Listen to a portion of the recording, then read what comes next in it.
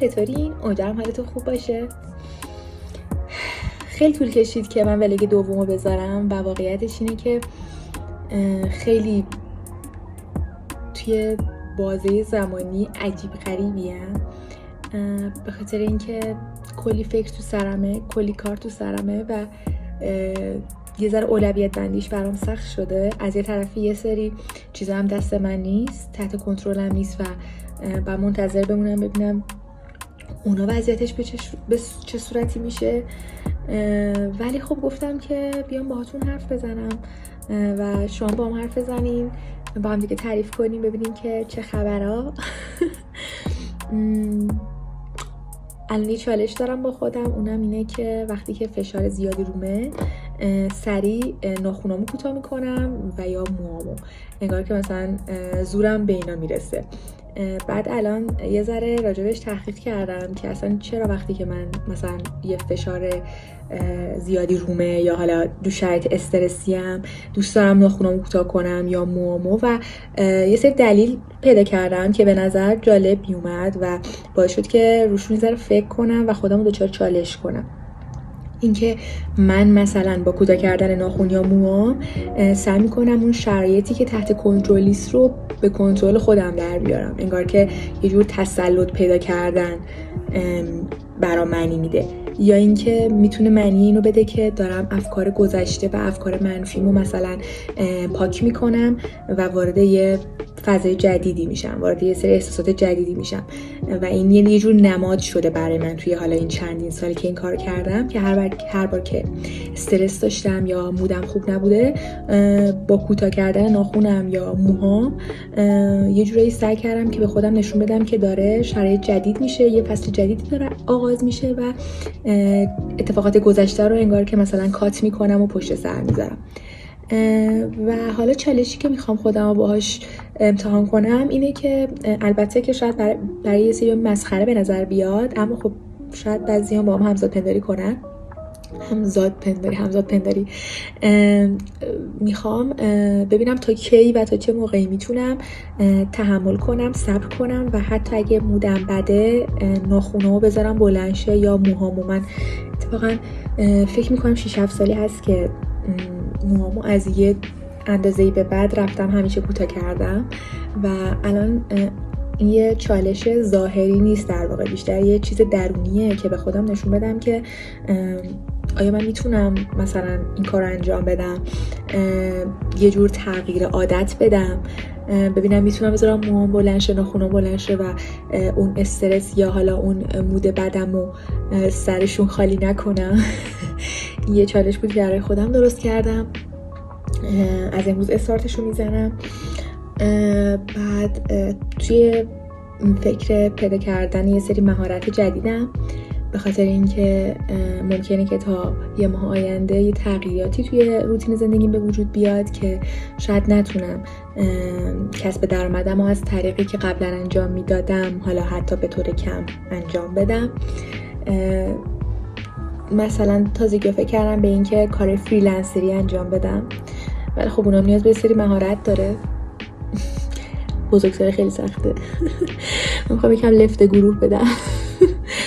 بعد دیگه دارم سعی میکنم که تغذیه مناسب کنم. مثلا کاری که کردم اینه که نوشابه خوردن رو به حداقلش رسوندم، یا حالا سس و اینجور چیزا رو خیلی کم میخورم. ورزش میکنم، سعی میکنم که بدوم حتی کم. این چالش‌های ورزش رو دارم شرکت میکنم چون که فهمیدم که آدمیم که تنها فعالیت ورزشی نمیخوام بکنم، یعنی اصلا وقتی کنارم یکی باشه خیلی بهتر این کار رو انجام میدم.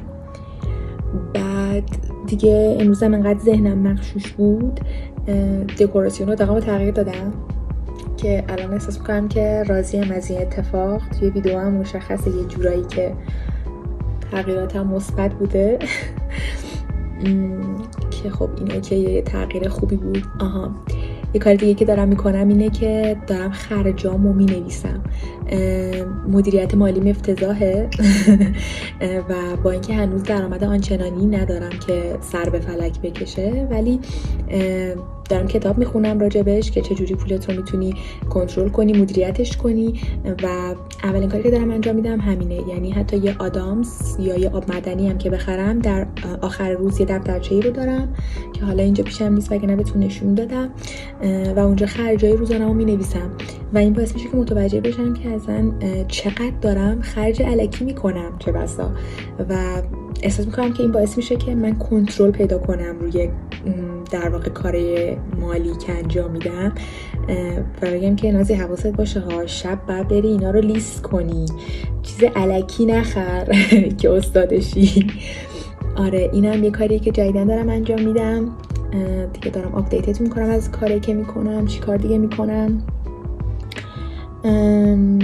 یه دفترم خریدم که توش کالری مواد غذایی که میخورم بنویسم که خب راستش رو بخوام یکم حوصله بیشتری میخواد. حالا فعلا همین که من خرجای روزانه‌ام بنویسم خودش خیلی خوبه. دیگه این که همین و دیگه باید سعی کنم که خیلی به خودم سخت نگیرم و مرسی که به حرفام گوش دادین.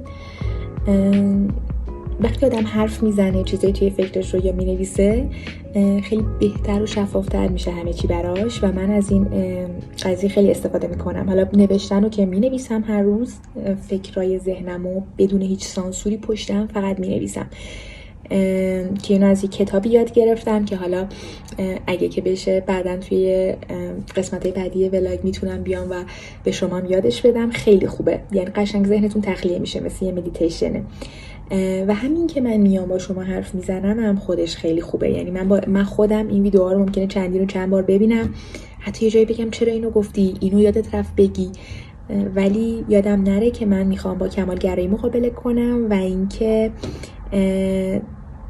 دارم تلاشم میکنم در حد خودم و یعنی با همدیگه حرف بزنیم، همدیگه رو سعی کنیم قضاوت نکنیم.